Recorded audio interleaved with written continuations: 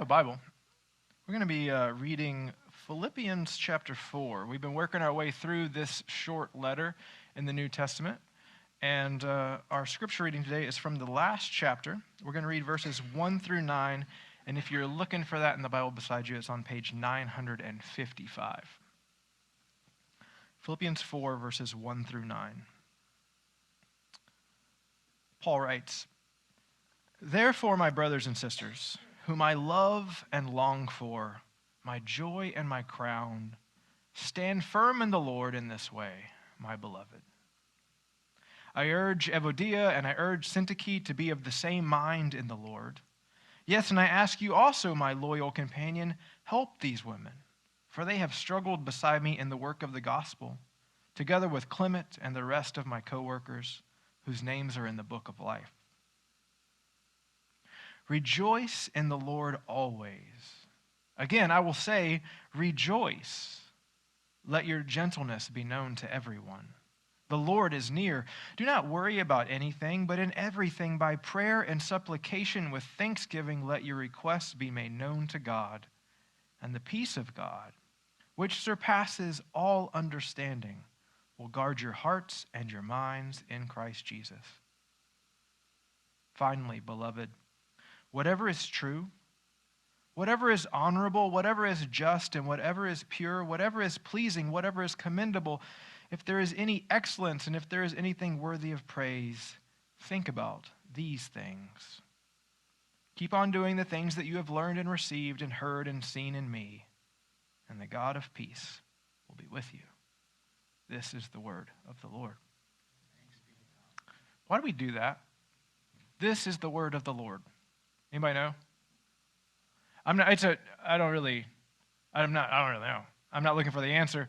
I never did it until I came to this church. And like the first Sunday I was sitting here and you guys all did it, and I was like, what's happening? And I caught on quickly, and I genuinely love it when we do that. I just never asked, why do we do that? And I think there's a lot of that in churches where you're just like, all right, I'll just roll with it. Which brings us to today's sermon. You like that? It's 6 years, guys. You should know me by now. This is what you get. I've been thinking a lot about algorithms, as one does. I'm sure you did this week as well. Especially social media algorithms. If you don't know what an algorithm is, and if you do know what an algorithm is, and I say something that's wrong, just bear with me. If you're like, one of our youth after the service, he was like, let me tell you about all these algorithms. And I was like, that's not what I intended. So here's my definition of an algorithm. An algorithm is a step-by-step formula based on observed or collected data that aids in problem solving and predicting outcomes. It's not that difficult, I guess. So I try to come up with an idea for what an algorithm actually is this week, and I thought of cooking a frozen pizza. Sorry, Tom. So, for instance, if I preheat my oven, and then I go to my freezer, and I remove a delicious cauliflower buffalo chicken from my freezer. Buffalo. It's my favorite frozen pizza, to be honest with you. And I put it on the rack in the preheated oven, and I leave it in the oven for about 11 minutes, because normally I break it in half and I cook half the pizza at a time. In about 11 minutes, I have a reasonably tasty, only mildly cardboard tasting snack. The algorithm would be oven on, freezer out, pizza in, oven time equals lunch. So that's a predictable outcome from observed data. Every time I make a pizza, pretty much comes out exactly the same way. Algorithms get a lot more complicated than making a frozen pizza, though. And in an article from the New Republic, they said, algorithms rule the modern world. Silent workhorses aligning data sets and systematizing the world. They are everywhere and everything, and you wouldn't know unless you looked. So take social media, for example. So Facebook, Instagram, TikTok, whatever. Or any smart device that's hooked to the internet, your Chrome accounts, your Gmail accounts. It's all in there together. And algorithms examine and collect data based on what you interact with and how you interact with it. So if you're on Facebook and you're liking certain things, or if you're Googling certain things, it's collecting all that data, and before you know it, the choices that you think you're making in the digital world are manipulated by the algorithm. Say you Googled, I don't know, Nike Airs. I don't wear Nikes, but say you Googled Nike Airs, and then about an hour later, you're on Facebook and you see an ad for Nike Airs, and you're like, is my phone listening to me? Vaguely, but not in the same way. An algorithm collects the data of your choices and manipulates your thinking to shape how you navigate a digital world. There's an article from The Conversation with Charlie Brooker. He's the creator of the Netflix show Dark Mirror. And that show predicts a world that, thanks to smartphones and tablets and Google and Alexa and social media, enables humanity to literally offload anything requiring a ton of cognitive work. We can offload the mental effort of our choice making to algorithms and artificial intelligence. The choices that dictate our everyday routine can slowly be taken over by things that are out of our control. Now, that may seem like science fiction, and to an extent it kind of is, but consider end caps. Anybody ever work at a grocery store? I'm the only one, apparently. I had to stock the end caps, right? What's on an end cap? You got tabloid magazines. You got chips that used to be 2 for 50 cents. Now they're 2 for $5. You got gum, and my most recent end cap purchase was sugar-free Werther's Originals. I didn't need those, but when I got there, I was like, that looks pretty good. And there was just that nudge, just that little nudge, and I threw them on the conveyor belt with all the rest of my stuff that I didn't need, because I went to the store for bananas and spent $85. Whether we like to admit it or not, we like it when our laziness and our luxury is catered to. And to some degree, our modern world is the effect of that. And there's a lot of good that comes from that, right? But like tabloid magazines and cigarette lighters and sugar-laden candy, we are slowly giving over our freedom to make meaningful decisions for the sake of expediency and ease to systems that do our thinking for us. Hey, you don't need this, but if I show you this ad enough, I bet you'll at least click it. And then even if you don't purchase the thing that I linked to, now I have your cookies or however that works, and then I can see, and then before you know it, we're on Amazon buying stuff we don't need. Or at least I am. Which begs the question, and this is really what I was sitting with this week, is what role does this kind of thing play in religious belief and spiritual practice? What happens when that religious lifting, when the spiritual workload, when all that inner work and that spiritual exploration gets offloaded? What happens when, like online shopping, our faith practice becomes automated and distant? We don't even know what we've bought. And then one day we open our door and there's a package. And you're like, what did I buy? What are the dangers and pitfalls of unloading the effort of our religious and spiritual lives for convenience?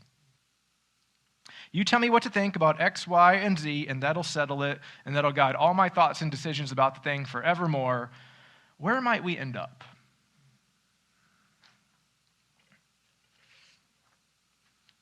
I'm not sure, but I am certain that we cannot lead a vibrant, life-giving, soul-sustaining spiritual life on autopilot.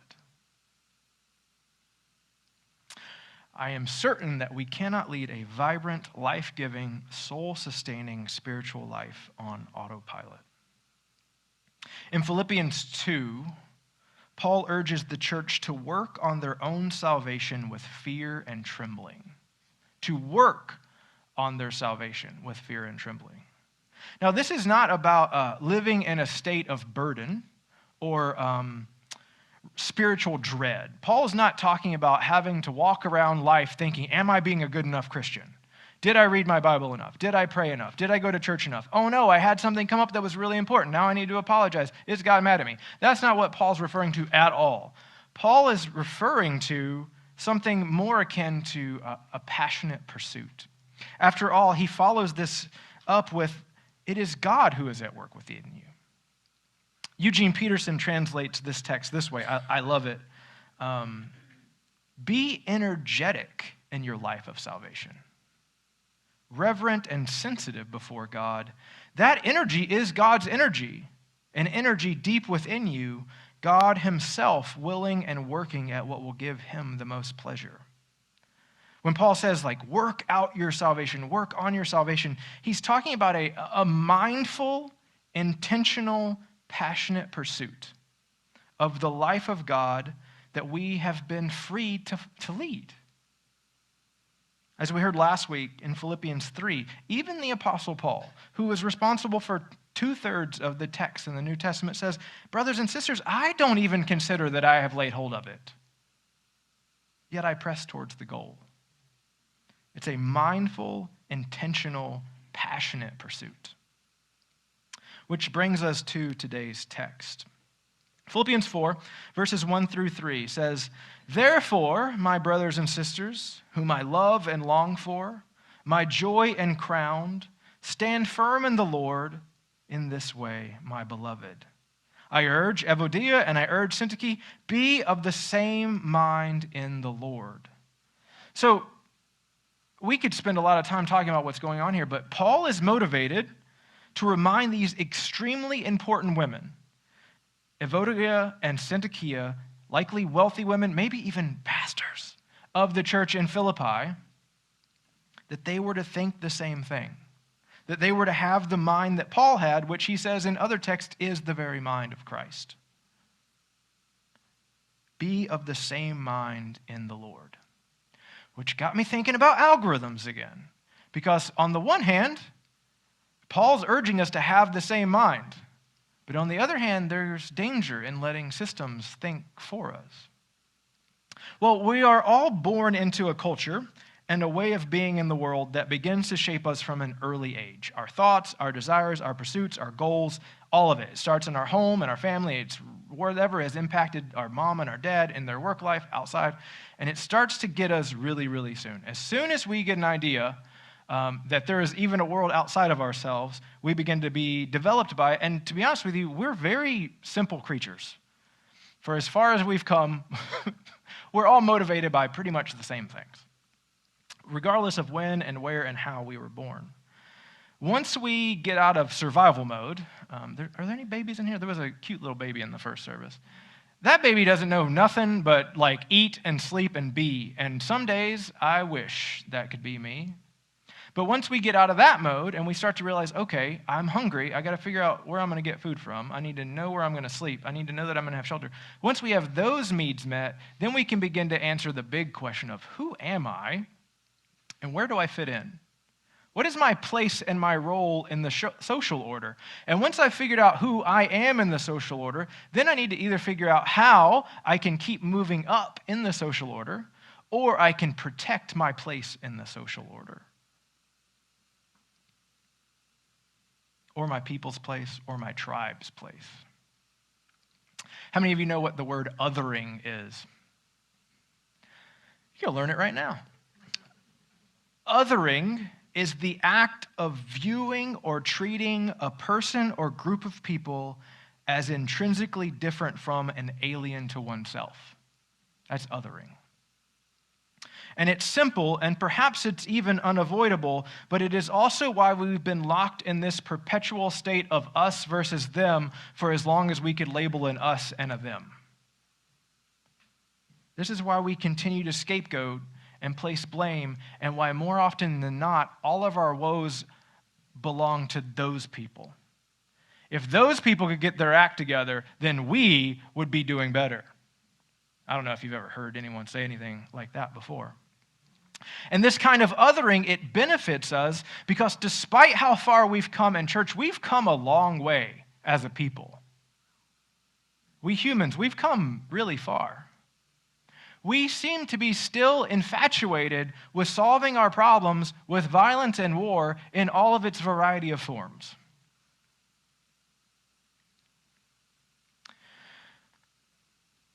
The closest thing to political I will get today is to say that the church should always be fearful of the danger of allowing our heads and our hearts, socially, religiously, and politically, to be programmed in a way that disengages and disintegrates us from one another and us from the source of life that gives life to all in favor of some type of franchised faith.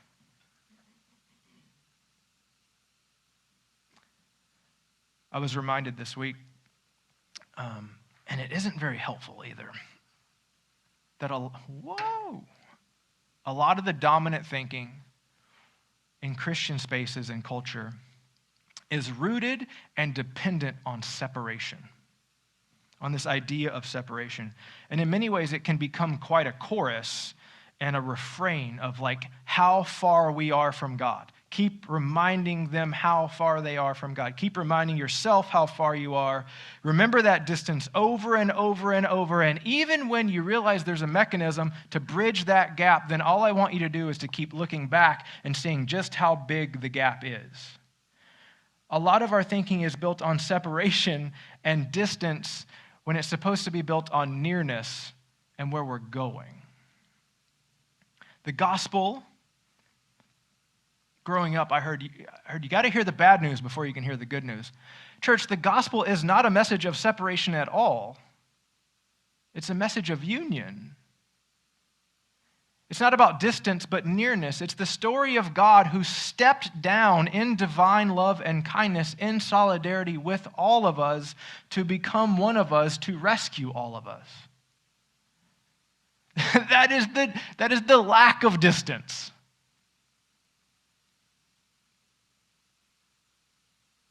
Second Corinthians 5:19 says, "In Christ, God was reconciling the world to himself, not counting their trespasses against them, and entrusting that message of reconciliation to us." The gospel of Jesus, the good news, is that the entire cosmos, all creation, everything, everywhere, all at once, both has been and is simultaneously being reconciled to God through Christ. Everything that could be used as evidence of distance and separation between you and God has been eradicated now and forevermore on the cross. Every speck of sin expunged, and every bit of anger extinguished. Romans 5:8 says, "But God proves his love for us that while we were sinners, Christ died for us." I told a bunch of kids, about 100 kids this past week, Jesus does not change God's mind about you. Jesus is God's mind made up about you. Pastor Carlos Padilla says, "In the incarnation, Jesus comes not only to reintroduce humanity to the Father, but also to reintroduce humanity back to itself. And as such, there is no separation between God and humans or between human beings because union is what we're made for." And I would say, church, union is what we long for. It is not good for man to be alone. In John 17, Jesus prays, "The goal is for all of them to be one heart and mind, just as you, Father, are in me and I in you, so they might be one heart and mind with us." But faith is about trust. And we still have to trust that that is true of us. But maybe more importantly, we have to trust that that is true of the others also. Came across this quote by Richard Rohr this week that I thought was beautiful. He wrote, "All the bushes burn now if you have seen one burn. Only one tree has to fill up with light and angels, and then you never see trees the same way again." We will never see ourselves, our neighbors, or our world the same when we believe and trust that union is true of all of us. But Jesus says there's a lot that gets in the way of that. And Jesus says we must be free of the things that keep us blind to that and that keep us unaware of that. And Jesus says the only way to do that is to start from scratch. I tell you, Jesus said, no one can see, understand, perceive the kingdom of God without being born anew. Romans 12:2 says, do not be conformed to this age, but be transformed by the renewing of your mind so that you may discern what is the will of God, what is good and acceptable and perfect. Matthew 18:3 says, this is Jesus. Truly I tell you, unless you change and become like little children, you will never enter the kingdom of heaven.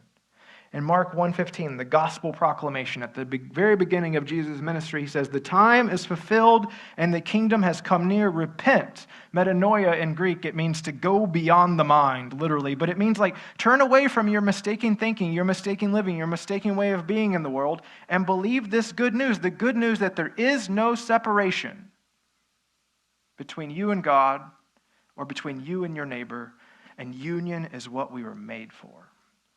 How would that change the world? But when I speak of union, I know that it can raise some red flags. So there's a couple things I'm trying not to communicate, and I want to talk about those really quickly. First of all, I am not attempting to take away from God's transcendence or our humanity. Union with God and having the mind of Christ is not about becoming God. It's about following the path of God revealed in Christ with our human lives. That's what Lance has been talking about for the past 2 weeks. Since there is no separation, we can acknowledge that God's Spirit lives within us and animates us, and thus we are free to operate in the world like Jesus, which means we can live unburdened by the small human mind that is fixated on so many petty things. But the flip side of that coin is that having the mind of Christ and having union with God is also not about offloading our religious lives in favor of some monolithic, dogmatic Christian groupthink. The world is varied. The world is diverse. Look around this room. Ages, hairstyles, interests. Some of us like hymns more than others. I'm one of the people. Some of us are going to go eat a vegetarian lunch. I don't know what I'm trying to say right now. My point is, humanity is weird. And we tend to not embrace the weirdness. But what if we wanted the weirdness? What if we would pray that the mind of Christ would incarnate itself in the vast array of the diverse, unique weirdness of humanity, and we would see God show up and be expressed through that? Lastly, when I talk about union with God, I'm not referring to some vague, like woo-woo, New Age, elitist enlightenment, as if those with the mind of Christ are somehow more awakened than others or more evolved than others. Jesus is not inviting us to sit on fluffy pillows to listen to soft music and think that we're better. That's not what I'm talking about at all. In fact, when I think of where I see the mind of Christ most fully and clearly revealed, it's not in a place that is like that at all. It's when Jesus is in the dirt restoring dignity and worth to the lowly and the outcast. It's when he's feeding the hungry and liberating those that are shackled in countless ways. It's when he's weeping at his best friend's graveside. It's when Jesus is kneeling and washing his friend's feet. I see the mind of Christ most clearly revealed when Jesus is hanging from a tree saying, "Father, forgive them. They don't know any better." Remember, Paul says in Philippians 1, "I am convinced of this, and I know that I will stay and remain and continue with you all for your progress and joy in your faith, to serve, to help you grow in the mind of Christ." Keith Giles, a friend of mine, wrote, "Our attitude should be the same as Jesus' attitude once he knew he was in the very nature of God. Not to lord it over one another, but to accept the realization with humility and serve rather than rule. to give rather than demand, and to share rather than grasp. Paul says, rejoice in the Lord always. Again, I will say rejoice. Let your gentleness be known to everyone. I mentioned in the first service, we could just stop there. If that was our theme verse for the rest of our life, we could meditate on that every day. Let your gentleness be known to everyone. The Lord is near. Do not be anxious about anything, but in everything by prayer and supplication with thanksgiving, let your requests be made known to God, and the peace of God, which surpasses all understanding, will guard your hearts and your minds in Christ Jesus. I think the promise of Philippians is that when we're open to discerning God's Spirit, to yield to God's luring us into deeper and richer living, I believe we will be inspired to shirk our programming. And we will navigate this world differently. With more vulnerability and honesty, with patience and peace, we will be led to give in a more selfless way, and we will open ourselves up to a kind of radical grace that centers around a table with our neighbors and strangers.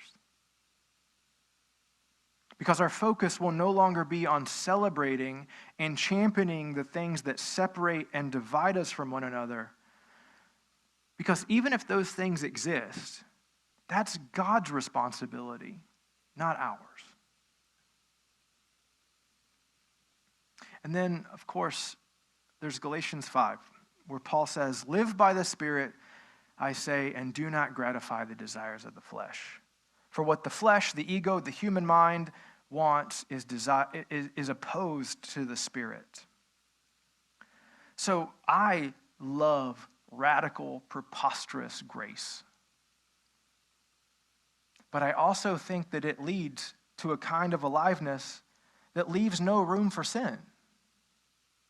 It leaves no room for self-serving ambition that treats things and people merely as objects for my gratification, for my convenience. And when I look at Jesus, I see an example of a man who never harmed, who never exploited or manipulated. And even on the cross, stripped down and broken, he never ceased to love those who, in that moment at least, did not return that love in kind.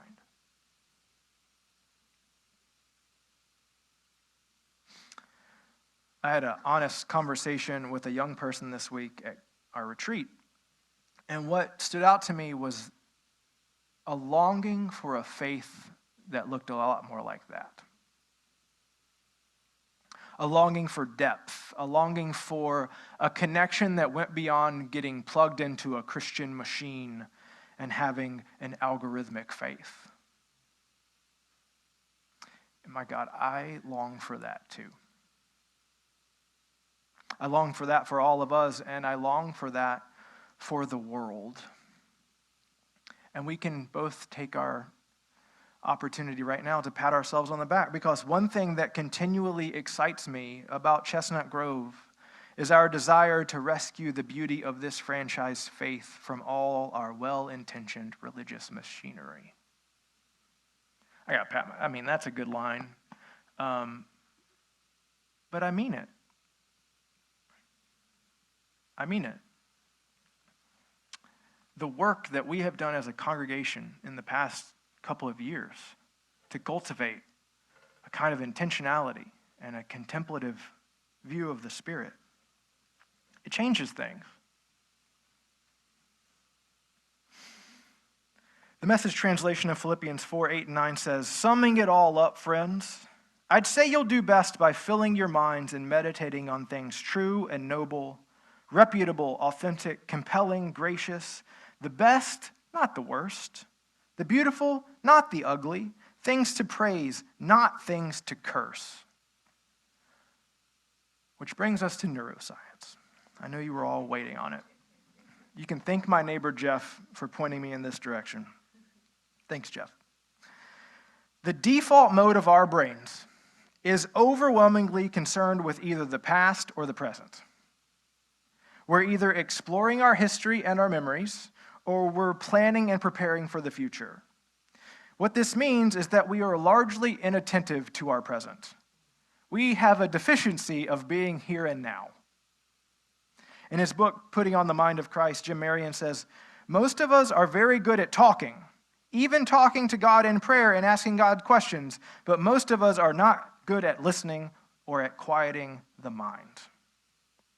And this kind of constant self-centered rumination about our past or our future, I'm sure that's really healthy, right? Like, that can't lead to any negative effects or, mental illness. Surely that's not why our culture as a whole doesn't have a problem with anxiety and depression, right?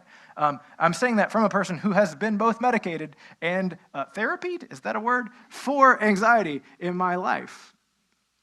The problem is, when we're constantly ruminating on the past or the present, we keep our amygdala active, like engaged, going. And that's the region of our brain that's responsible for fight or flight.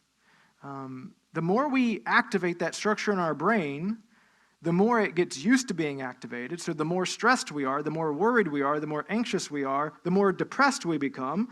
Our bodies get tired, our blood pressure rises, and everybody's like, why are you in a bad mood all the time? I'm not pointing any fingers. I'm just saying maybe you've been there. I've been there a lot. And what I notice is that it's very difficult to see how all the bushes are afire with God when we live like this, let alone to be aware of how that same fire burns within us, kindled by the very same Spirit of God. But neuroscience is fascinating. But it's just catching up. Because it reveals what the sages and the saints and the mystics and our weird alien-obsessed next-door neighbors have known for a long time. We can change our default setting. We can literally be transformed by the renewing of our mind, like physically. When we meditate and pray, when we fill our minds and bring awareness to that which is true and noble and reputable and authentic and compelling and gracious, there are observable, verifiable effects. Brain scans show decreased activity in areas of the brain associated with anxiety and depression, but increased activity, as well as eventual changes in physical structure and functioning in areas associated with things like self-awareness and emotional regulation.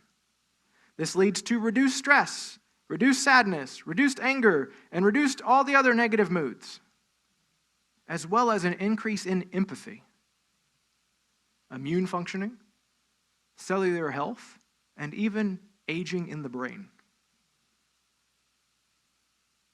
Fill your mind with these things. I love Eugene Peterson translates verse 7, and a sense of God's wholeness, everything coming together for good, will come and settle you down. It's wonderful what happens when Christ displaces worry at the center of your life.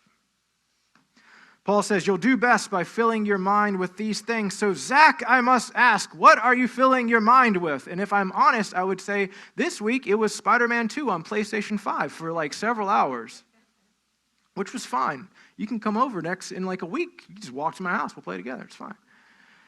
But other than that, that was a lot of it, to be honest with you. My kids also got a game I was playing with them too. What was I ruminating on though? Even when I'm vegging out on Netflix or a video game, what's the script running in the back of my head? What am I actually thinking about? What's actually filling my mind? What is actually motivating and driving me? In church, I have to ask us the same question. How well do we think the mind of Christ develops within us, and how fast are our minds renewed on a constant diet of social media, cable news, and things that always remind us of the worst and the ugly and have no shortage of things to curse? Maybe this is a good activity. When you imagine Jesus finding a quiet, centering place in the wilderness, retiring from people to be fully present to the divine and to God's love, what kinds of things do you think Jesus was filling his mind with? The Apostle Paul was excited about leading the early church toward a mindful, intentional, passionate pursuit of the life of God revealed in Christ, that we are free to follow because of Christ as we adopt the mind of Christ. But before Paul, Jesus knew that this would require us to be set free, to be liberated, rescued, saved from all those thorny habits and old programming that kept us so focused on so many petty things. Jesus knew the only way to do this was to start over, to turn away from our mistaken thinking and being, and trust the good news that God's mind is already made up about you. And you are beloved. As such, you are already forgiven, already reconciled, and already united with Christ right here today. The question is, do you trust that? Where do we start? Where do we start? That's the question I've been pondering this week. I try to preach my sermons to myself. I'm just as stubborn, so it's fine. Where do I start this week? I know fully well that I like my laziness and my luxury catered to. I'll confess that. I know fully well and completely how easy it is for me to let something else, like the news or media or peer pressure, to make my mind up about something. I'll confess that too. And I can't speak for you, but I know where I end up when I say to something, you just tell me what to think, and I'll do it. For much of my Christian life, I thought this whole project was about filling my head with the right answers and the right information, or at least the opinions of well-respected people with the approved answers. Now I think there's nothing more tragic than sitting in a space that is supposed to be sacred and supposed to be full of community, full of experiencing the Spirit of God that lives and breathes and moves, and being bored with all the right answers in my head. Or worse, sitting in judgment of others with all the right answers in my head. And that was me. And I'll be honest with you, I slip into that from time to time. But nowadays, I think it'd be better off filling this noggin and this heart with what is true and noble and reputable and compelling and maybe above all, preposterously gracious. And I think that perhaps starts with, at least for me, sitting with that fundamental truth, that truth of union, that I am not separated from divinity and I'm not separated from you. And once I allow that to settle into this body, maybe I, like Christ, can live as a servant to all, having the mind of Christ. For to me, living is Christ, Paul told the church in Philippi. It is no longer I who live, but Christ who lives in me, he told the Galatians. And to the Romans he asked, do you not know that all of us who were baptized into Christ were baptized into his death? We were buried with him, so that just as Christ was raised from the dead by the glory of the Father, we might also walk in newness of life. Thank you for joining us for this 4-week exploration of the letter to the Philippians. This little letter, it reminds us that the early church, the earliest Christians, they believed in a powerful gospel in which the creator of the universe entangled God's very self with the messiness of our humanity in an act of self-emptying divine love and solidarity, becoming one of us to rescue all of us. And if it's true that Jesus made up his mind to break down the dividing walls and hostility between us, to create one new humanity, and if it's true that we are already one in Christ, and we are already forgiven, and we are already reconciled and already united, then I suppose I should make up my mind about that too. And guess what? I will probably surely believe that about me. But maybe I'll believe it about you too. And maybe, on a good day, I'll believe it about all those others as well. And maybe I could just begin to live as if it's true of me and you and everyone else. And on the days when I can't, when I'm caught up in the worries of this world, or when I'm coasting on autopilot, I pray you will return the favor and believe it for me too. Let's pray.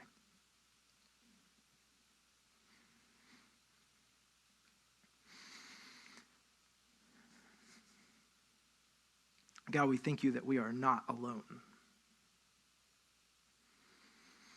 You tell us you will never leave us or forsake us, and I have to confess that sometimes the most profound way you draw near is through the hands and the hugs and the kind words of our neighbors. We thank you that we have one another to urge and encourage and spur one another on, not in guilt or shame, but just remembering what freedom looks like, what being unburdened looks like. We are truly unshackled to the things of this world. May we live as so. We thank you for your preposterous grace and for Jesus, who reminds us that we are forgiven and we remain forgiven, even as we are on our knees confessing that we need forgiveness. Help us to not grow weary, but to always look forward to the beauty, praying that your kingdom would come first in our very bodies, in our midst, and through our homes and in this world, in a way that is enticing and true and noble and reputable and beautiful. May you continue to write a new story for what humanity can look like. May it begin with us. We pray. Amen.